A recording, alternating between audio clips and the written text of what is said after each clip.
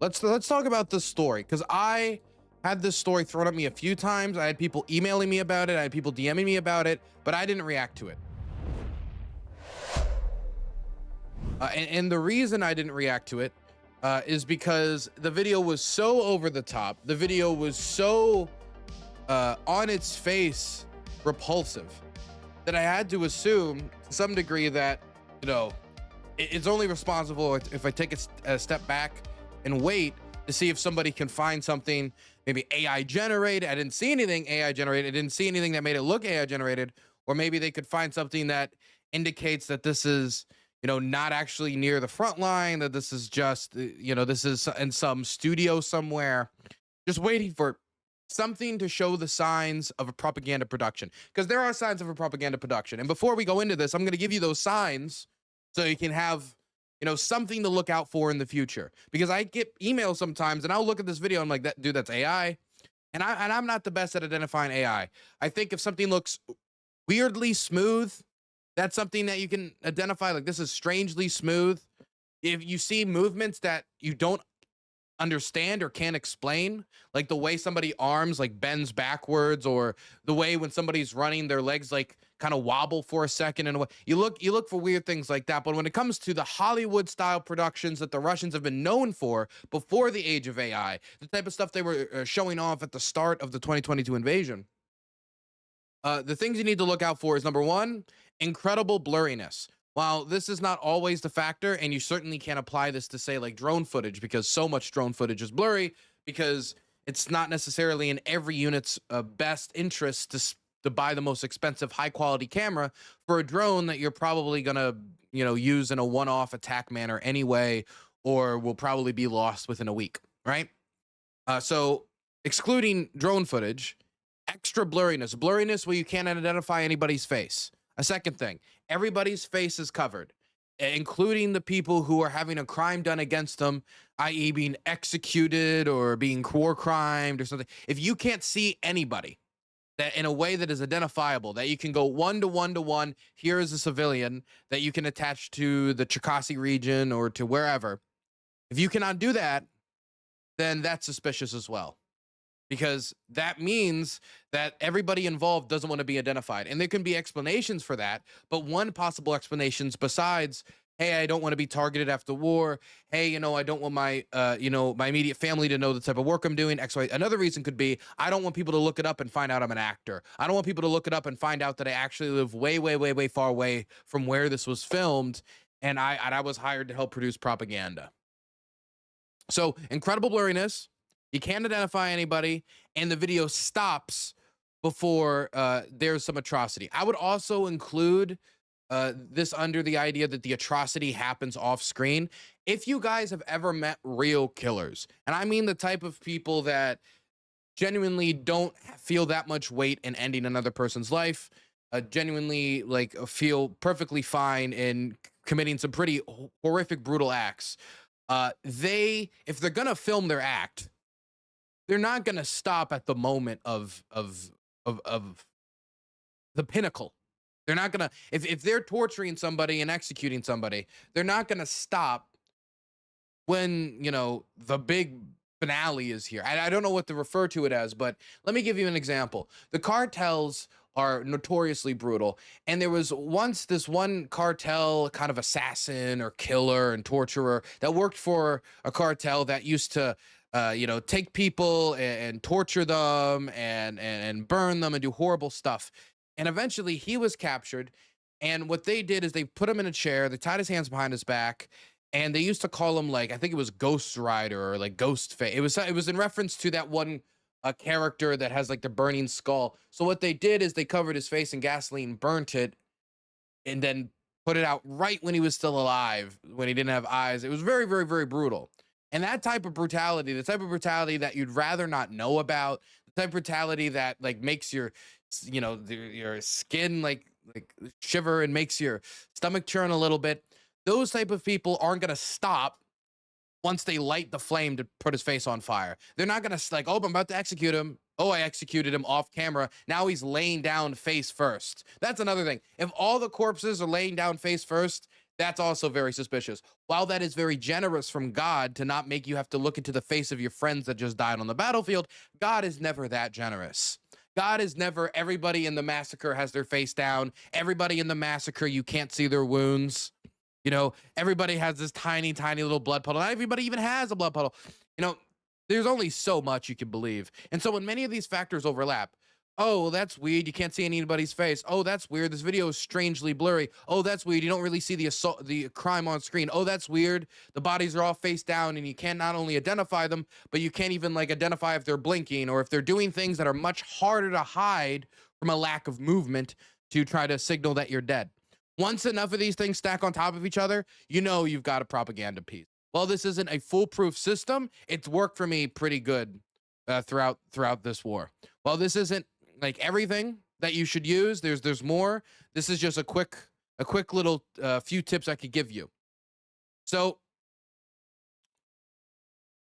this video, I waited because I didn't see excessive blurriness. I saw that somebody's face was clear and visible. You could see them. So that, you know, that you know, it doesn't meet that standard either. The atrocity in question, depending on what happened, is being kind of shown on screen because, you know, they've strapped the mine to him. They don't show him blowing up, but I'm not even sure if this was intentional to make him blow up. I'll explain that later in a bit. But there's nothing here that screams to be fake. And it's been out for a while now. And when I say a while, I mean like a week, which is actually quite some time in Ascent days, Ascenter. You know, there's, you know, biblical days that people debate whether or not a day in the Bible is really a day in the way we talk about it in modern terms. I say the same thing is true for the Ascent nerds hunched over their screens at night who find out that a day has passed through just too much light, like coming in through the curtains. I got nothing from them indicating this was fake. In fact, they were reaching out to me to see if I had anything to figure out, like, hey, is this true? Is this real? Like, because this looks real, but I mean, it's just so over the top. So let me show you the video in question. So the way the story is going now, and this is not, well, this has been talked about by CNN correspondents in Africa, international correspondents, and this has been talked about by others. I have yet to see any full article published about this. The way the story is going right now, that this man by the name of Francis, who people suspect is from Uganda, that some people on Facebook has said, oh, yes, I know this guy. He is from Uganda. But, you know, it's a Facebook comment there. It's a Facebook comment there. And while, you know, it could be real, at this stage, like, we don't have any full-fledged report on this, which is, again, why I waited so long to talk about this when you guys were sending it to me. But the story is that this guy from Uganda named Francis went to Russia, got in the Russian armed forces, whether he was tricked, whether he wasn't tricked, we're not particularly sure. But then eventually he is deployed in country, in Ukraine. And then while within Russian armed forces, this video is recorded of him, where a Russian soldier is putting a gun to his back while a anti-tank mine is strapped to his chest, and he tells him to move. Что, короче, вот такие товарищи у нас прибыли. Вот. What is your name? Francis. Сейчас побежит по лесу будет скакать. Вот. Чё ты очкуешь? Очкуй. Давай, пшел. Шо сказал? No. Давай, иди. Иди, сказал. Все. So that video is pretty awful for, I think, pretty self-explanatory reasons. The idea of a man being confused as to why he had to strap an explosive to his chest, having a gun pointed at him, the circumstances of him possibly not even wanting to join the Russian armed forces, because we have gotten stories again and again and again of people like, oh, I got an offer to go to Russia and worked in farming. I got an offer to go to Russia and work in construction, right? And then that construction ends up being digging a trench like right on the line of contact, like very awful stuff. We don't know any of those details, though. All we know is what we see. All we know is this man identifies himself as Francis. Some people on Facebook have said that, you know, he is possibly from Uganda, and that this Russian man, is telling him to go with a rifle as he's carrying this mine. So now the first thing that everybody assumed when they saw this video was, oh my God, this is like they're using Africans as suicide bombers. He has an explosive strapped to his chest. The man is putting a gun to his back. Hey, you won't have to pay him monthly if you get rid of him quickly.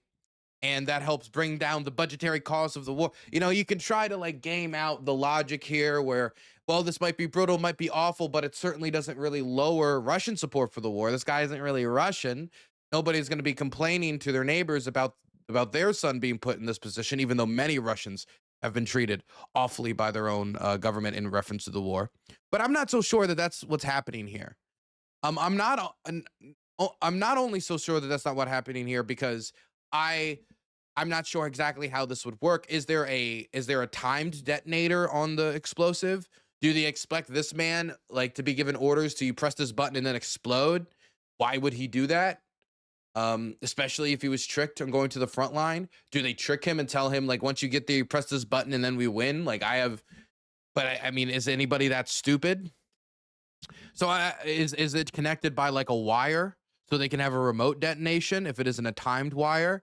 I don't see no wire, but also this isn't the clearest footage in the world and it's a pretty dark room. You heard he was from Kenya? I heard it from Uganda, but it could be Kenya, it could be Uganda, it could be Mozambique. At this point, we still do not know. All we know is what he said, Francis, but I did also see some people saying possibly Kenya. I also heard Uganda. But Kenya, Uganda, we don't know at this stage. I don't know if that's what this is. And I would even say it's probably likely not the case. I'm not saying I know it's not the case. I would say that's likely not the case.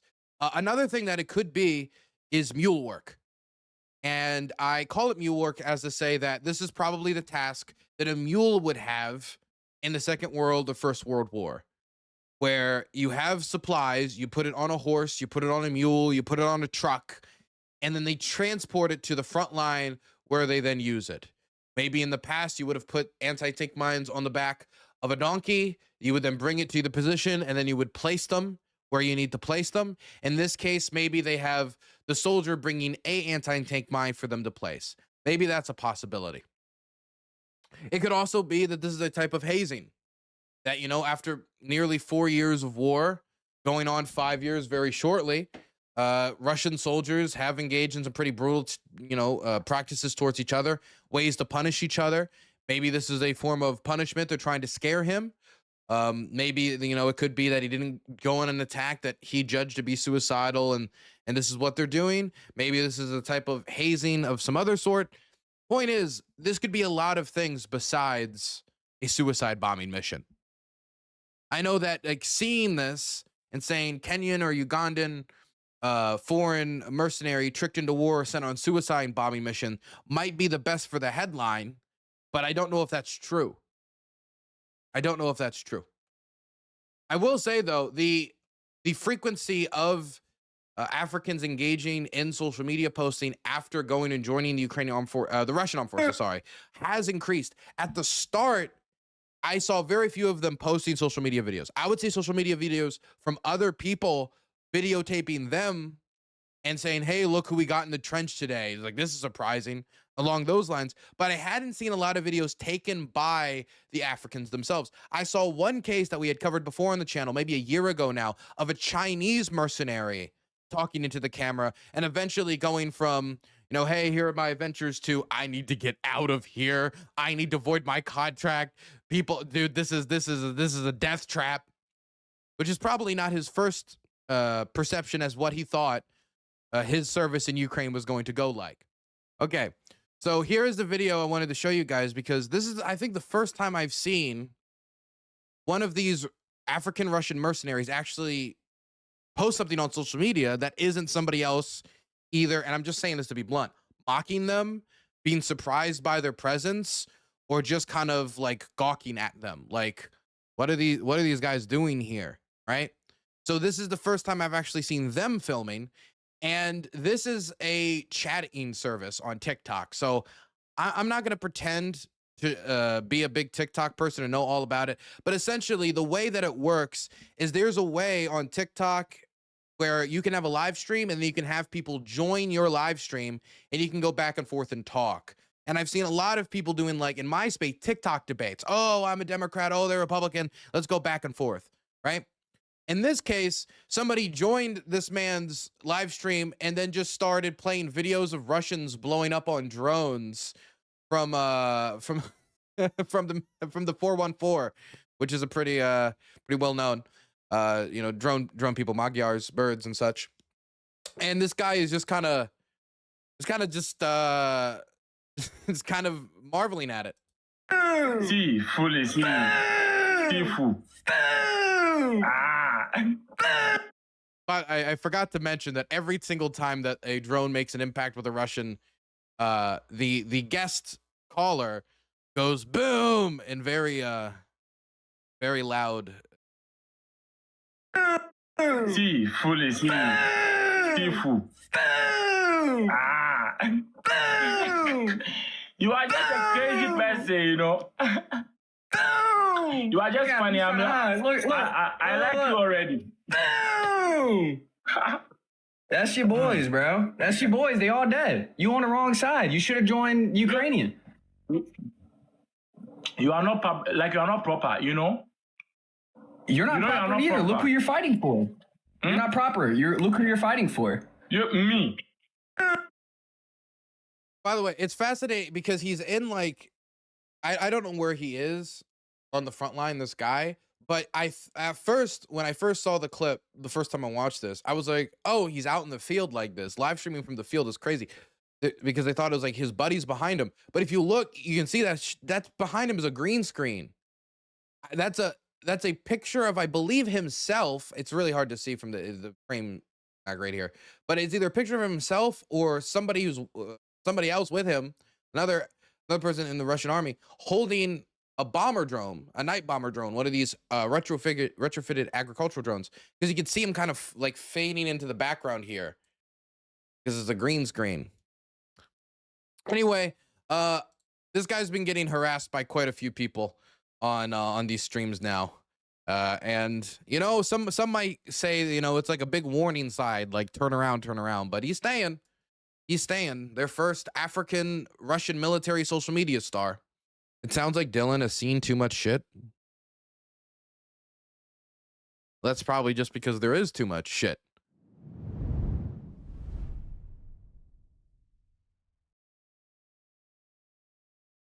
You know what? Let's stay on the topic of Ukraine before we move on to Greenland and all these other big topics.